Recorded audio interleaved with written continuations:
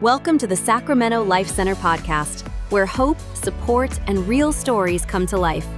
Today's guest is Patience Dayton Silva. Patience is a licensed clinical social worker and a lifelong supporter of the clinic. We are so excited to have her share her story with us today. Let's dive in. And be sure to like this video and subscribe for more inspiring stories. Today we're with Patience Dayton Silva, a wonderful, long-time supporter of the Life Center, somebody near and dear to my heart. I've known Patience and her family since she was a little tyke, and she's grown up and become, in so many ways, involved in the Life Center, not only as a donor, but as a volunteer, as our licensed therapist, and so welcome. Thanks, Murray. It's good to be here. Very good to be here. Yeah, I think starting out with the Sacramento Life Center, it's hard for me to really recall when that all started, just because my family has been involved since as far back as I can remember, just with attending the Life Center events, rallies, fundraisers. So it's been a long time of involvement, and it's been really, really great. Yeah, your mom has been helping, probably since before you were born. We've been around 53 years. She makes our diaper cakes for our mom, just adorable. But and then your family, we used to do a walk. They were the top fundraisers every year at our walk, and so you guys have been doing a lot, so we really appreciate it. And then you went off to school and have come back as now. Tell us about your journey in life. Yeah. So I involved with the Sacramento Life Center just as a young child, fundraising events, stuff like that with my parents. But because of that, I knew a whole lot about what the Sacramento Life Center offered, which became incredibly helpful for me as I started growing up. So I'm a therapist now, but I haven't always been, right? And I had fallen away from my faith at 16, came back at 22, but during that time, my life was really challenging, difficult. I didn't make a lot of great choices. But the one thing that always stuck with me was the truth about what it means to have an unborn baby inside your body, right? The sanctity of life and the pro-life movement. So I always valued that, and it was always for life and sorrowful when I heard about abortion. So even as a teenager, when I'd be hanging out with my friends and we weren't always making the best choices, and they would talk about abortion really callously, about, if I got pregnant, I would abort the baby.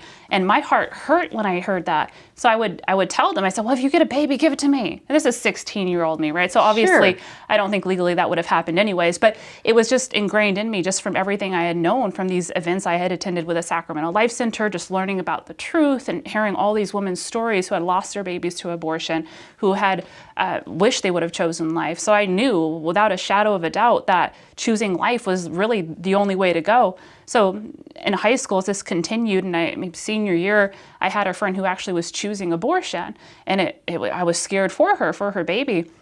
So I actually, at that time, even though I wasn't always practicing my faith, I knew this truth about what it meant to have a baby inside. And so I had reached out to the Sacramento Life Center to figure out, help my friend, change my friend, right? And that's what my hope was. And Sacramento Life Center was amazing. Obviously, they can't force anyone to do anything, and they don't even approach it that way, of course. But they said that they would be there for me and for my friend. And they invited her to the center, and she came. And they sat down with a crisis counselor, and they explained everything what would be expected if she chose abortion versus if she chose life. Ultimately, it was a hard decision for her, and then she ended up choosing abortion, which was really, really sad. But even during that time, I just felt such a value in the Sacramento Life Center supporting me through that, supporting her through that. I remember her even asking about post-abortive care, which the Sacramento Life Center said, yes, we can help you get resources there too. Yeah. Right. So as difficult as it was, I just remember all throughout my life, the Sacramento Life Center was there as a resource. When I was young with the volunteering, as a teen with friends and stuff coming up around that. Even as a young adult with people in my close support system, friends and family who would use the resources of the Sacramento Life Center when they got pregnant and they chose life, which was a beautiful gift to see, especially after seeing the losses that had come. The Sacramento Life Center just has been wonderful on a personal level for me, which is why shortly after I finished probably my bachelor's. It's been a while, so it's hard to recall, but you mentioned it earlier, just about the interview that we had, actually, that you had interviewed me because I had applied for a crisis counselor position. Here, yes. But I knew you had just finished school. And something told me, I think you're going to go on and do bigger and better things and then come back. And I don't want to hold you back. And not that it would. It's always fulfilling. But it, and you were just very upfront with me. And it was still such a peaceful interview. It was like this good connection. It was like, okay. And you were like, well, I could give you, you could do it, but I just feel like there's more there. I feel like you're going to do more. And it was this kind of, okay, well, we'll see what happens.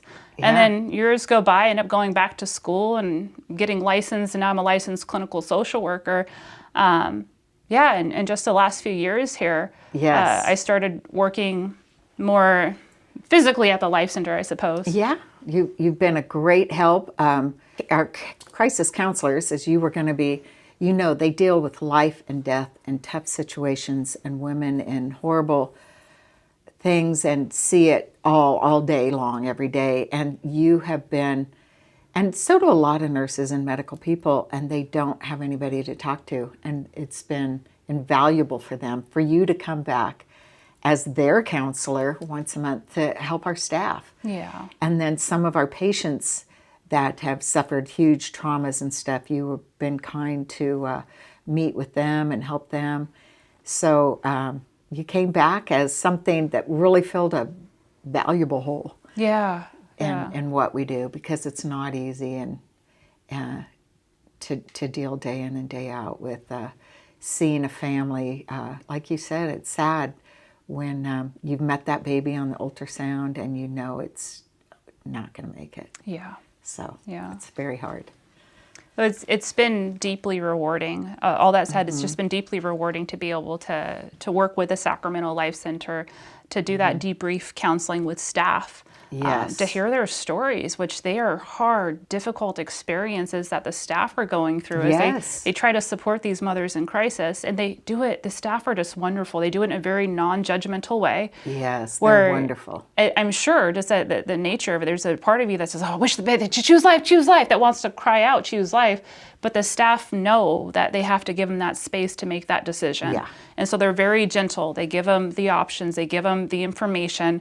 They let them know what resources we can support them with, even in these really intense stories. And these mothers, they're in really deep crisis mode. So it's just, it's deeply rewarding to be able to support the staff through that, because I think no one really understands how painful abortion can be unless you're going through it. No one's going to understand what it's like to be a mother in crisis with a baby growing inside unless you're in that spot. And I think the staff, they've really experienced a lot of it. They when a mom comes in, they love on both. It's two patients. So, we recently just had a mom at 21 weeks that, that baby's probably could be viable. And chose to go for a late-term abortion in San Francisco, and it broke our hearts all week, But we know that mom, and we're here for her. She wants to come back and talk it through or whatever. But those are hard choices, really hard. And but we're here for all women, and like you said, we do. Pregnancy loss counseling, whether it's a miscarriage, because we see that too. Women that are so excited to have their baby and they come back, the next week for that ultrasound, and so we deal with not only abortion but other pregnancy loss, and then also with women that want to get pregnant and can't, and that's sorry. So there's so many, everybody has a story when they're a kid of what they want. Imagine their life will be like, and it rarely goes that way. And so we're here for, to help people through all of it. So even thinking about the work I've done with the staff, right, in a broad kind of sense there, it's not just whether or not it's abortion or choose life. There is a good amount of that for sure, but there's a lot of cases where the women are struggling with infertility, miscarriages, unexplained miscarriages, and the staff are there to grieve with them, to support them, to comfort them through that.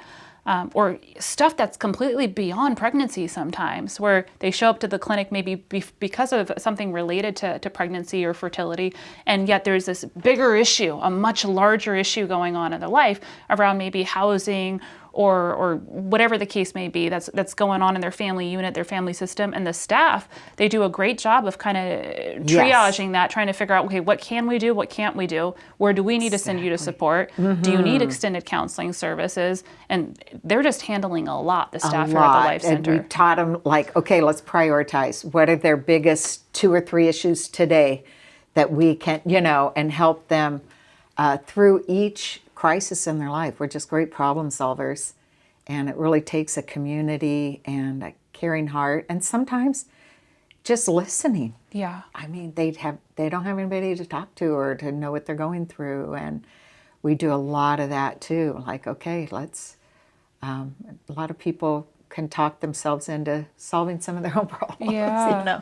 So, but we're there no matter what. We want to be just a woman's clinic to be there, and dads too.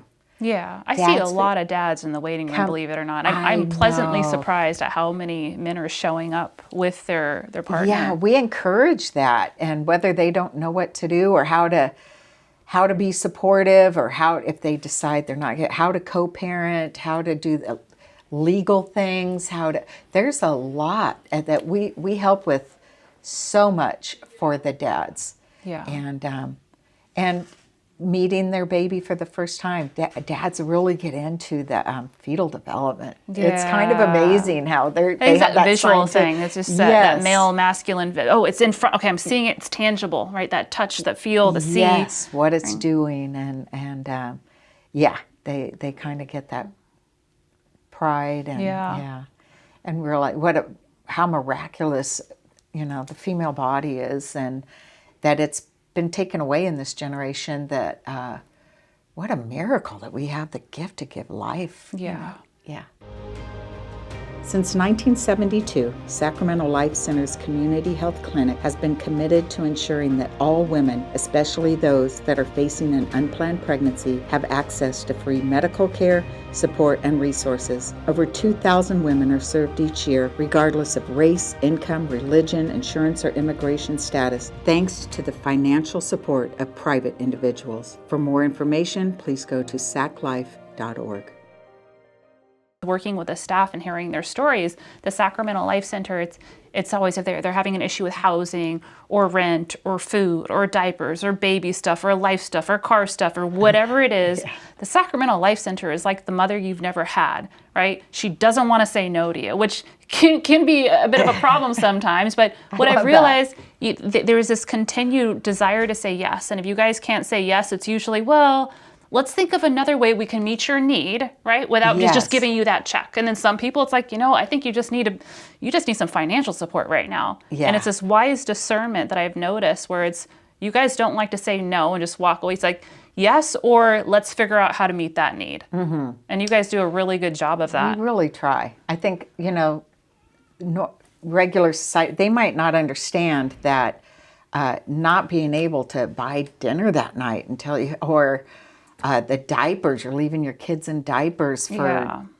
all day because you can't afford diapers. We see all those things, and so all that's free. We have grocery cards, gas cards, just for, I've been there where I've got $3 to put in the tank so I can make it pick up the kids today. People don't understand that sometimes that haven't been there. And so we really, and that can tip, a problem with the car can tip a woman from happy to have a baby to, I can't afford to fix my car. Mm-hmm. That has to come first. I can't take off work. And I mean, we see it all. So I love that. We're the mother they might not have, but keeps trying doesn't want to say no. Doesn't want to say no. They're not going to say no. You. They're going to say maybe or not yet, or let's figure out a way around this. Yeah. Or they're just going to say yes, and they say yes a lot. We do. Yeah, we do. But it's always a hand up. Yeah. We want. Yes, exactly. And that's where that wisdom, that discernment, where it's not a clear cut, okay, when they ask for this, we say no, or we say yes. They ask, and then we kind of discern and see what we can offer, and if it's appropriate, if it's going to help them or not. Yes, yeah. So we really like that, and we like seeing moms get the empowerment that they can do it. I mean, that is just huge. You know, helping them with this education. We had one of our pregnant moms. She came in, was considering abortion, and she said, I'm in school right now. I'm trying to get I have 4 kids. I'm trying to get my medical assistant license. I can't have a kid. We said, what do you need? She said, I need a place to volunteer to get my hours in, to get my license. She's been here all week. We'll help you get your hours in. Yeah. So she's having it. We gave her a crib yesterday. I say you have so many wonderful volunteers here, and they come for all different reasons, right? Yeah, and they do all different things, right? Yeah. I've seen people from stuffing envelopes for community hours. I've seen teens here trying to get hours for school programming or confirmation class or whatever the case may be. To adult, everyone. I've seen all kinds of volunteers here, which it's really a community clinic. It really is. It really is. And we have a new doctor that heard us on the radio recently, and he wants to come. He's at family practice, and he said, I'm free when you're open Friday nights. Can I start some kind of class for moms, or they can come and just ask whatever questions and give baby care classes. And so we see the whole spectrum, from young people. Cristo Rey High School, we have a volunteer. We really are a community event, organization, and really try to include whoever we can. And one thing I feel like listeners should know is that, because I've done counseling with the clients, the patients of the Life Center here, and I think the assumption is that Sacramento Life Center is going to support women in keeping their baby. And that's it. I think that's often a misconception. Misconception big there. One. Mm-hmm. Misconception. How perfect of a fitting word there, right?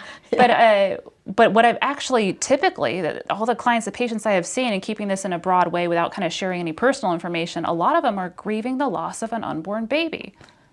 And so I won't go any more detail than that, but that seems to be really, I've done a little bit of everything there, but the majority of it is the Sacramento Life Center is wanting these women to get support to heal from the loss of a baby, not having their child.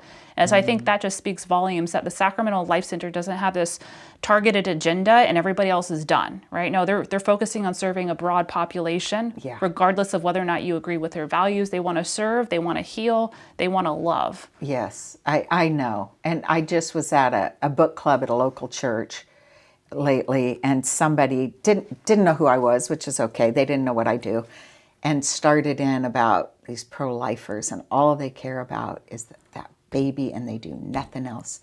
And I said, go 2 blocks down to the Sacramento Life Center. That is not further. Go ask any patient that walks out of that clinic what they're seen for. It's not further from the truth. We do everything for those moms to support them as long as we can. And we just had a church do a diaper drive for us last week. And we spoke at the church, and a girl came up to the men who were throwing the drive and said, I just want you to know that I went to the Sacramento Life Center 6 years ago and have this, and then she said, and I want to join RCIA and become Christian. So I was so touched when they told me that story, but you just don't know who in the community. Like, you've had family members, I've had family members that I didn't even know came here at times in their life, and got help, got support, somebody to talk to. It's really great. Really, the Sacramento Life Center, although there's so many Christian values that you'll find in the Sacramento Life Center, they're open to welcoming anyone of any faith background, any tradition, any value system, honestly, as long as if we're here to support whoever walks in through that door. Meet them where they're at. although, right, with that, we're still maintaining wonderful Christian values, right? Yeah. And we're doing what we are called to do as Christians, which is serving the most vulnerable population. Yes. Yeah. Do we do it with kind of throwing a cross or a Bible at them? No, not that I know of. I haven't seen that, right? But Nope. we're serving them the way that I think Christ would. Yeah. That's you meet what them I where they're always at. say. Meet them at the well. Meet them wherever they're at. Yep. And just let them know they're loved Yeah. for who they are. No judgment. Yeah. Yeah. No mistakes. God loves you and we love you. And a lot of them have never really felt that. And the surveys we do just reflect that. Yeah. You know, they were wonderful. They were so kind. They were so loving. They were, so full of information and hope. And that's one thing. We fill them. They come in feeling alone. They leave with a huge support system. Yeah. Like overwhelming support. Yeah. And they just feel wonderful. Yeah. I get choked up even Yeah. after all these years. Yeah. It's because your heart is in it. Your heart is there. Yeah. Yeah. I would say definitely don't want to end this conversation here without inviting people to participate in the mission of the Sacramento Life Center. Yeah. Because that is so valuable, and everyone has different talents that they can contribute. Where for me, I've been able to kind of use my social work counseling background, which has been a lot of fun for me, very rewarding. Yeah. But again, if you're a teenager and you want to donate hours and you want to do something, or you want to get a baby bottle drive going for the Life Center, or if you're someone older that's in retirement and you have free time, call the Life Center. Say, how can I volunteer? What can I do? There's just endless opportunities to participate. There really are. Or make diaper cakes like my mom, or whatever the case may be. I know. Yeah. And it is a community. I mean, we have women that make, baby blankets and little hats and booties, and they have no idea because they never get to see us give it to those moms, but just how much that means, and to a mom. And we get moms years later. I still saved that because it's from the community. It made them feel like they were part of a community. There's some grandma out there that cared. Yeah, absolutely. Because it's the truth. That's what people that donate to the Sacramento Life Center deeply care. Yeah. They really do. There's a lot of love behind what they contribute and they donate. And financially, I want to invite viewers to donate too, because that's incredibly important financially. Yeah. And if you come to the Sacramento Life Center, you'll see a modest staff. Like you can probably count them on two hands, probably, maybe one hand, probably maybe one and a half or something. But there aren't a lot of staff here, but they all work really, really hard. Mm-hmm. And I just know, and Marie hasn't said this to me, but I have a hunch, if we had more funding, we could get that mobile clinic out on the street more often. We could have a man doing the driving and supporting and doing that kind of there to support a couple female volunteers, because there's not always the safest neighborhoods that we're going into with those. It's so true. So if we had more funding, we could get more staff instead of relying just on volunteers. But hey, we'll take volunteers too, I'm sure. So. Yes, whatever people want to give. I mean, we are a community organization. We get no government funding, which most nonprofits can't say that. Yeah. And it's all the goodwill of the people and that they give. And we are very good with our money. As you see, we don't spend a lot on fluff or wages. It's all put into the women we serve. And we have this, let's think of a way we can, use it to fill a need, or there's a need and we go out, we have this need, and the community has always been wonderful. It's like a loaves and fishes of today. Yeah. We've never had to charge anyone $1. We've never had to turn anyone down. Yeah. And, we help, thousands of women a year. So it's pretty amazing place. Yeah.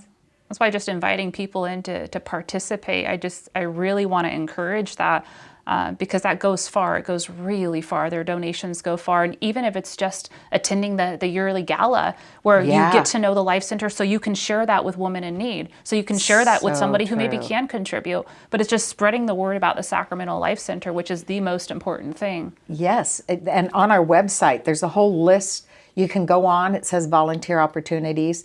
A list of different things where you might feel like, what can I do? Of things we need throughout the year. And click and we will contact you. And we always need lots of volunteers. And even people that think, I have no time, our auction gets better and better each year. And people can donate items to the auction or sponsor a basket or whatever. Your mom's good at that. But yeah, so there's a million ways to help. Every dollar helps somebody, and you know, not only choose life, but just gives hope. Yeah. There's always hope. All right, thank you everybody for watching our video with Patience. Thank you, Patience, for being here. Please like and subscribe and share. Yeah, and come view the clinic if you want to. Like, maybe call Marie first. It looks like I'm getting a sense, but no. Okay, I forgot. Yes, I love to give tours and show the work we do. Yeah. Call 916-451-4357. You can talk to me, and I love to bring people in and find a way that you can participate. Thanks for watching the Sacramento Life Center podcast. What was your favorite part? Leave a comment below. Be sure to like this video and subscribe for more inspiring stories. Till next time!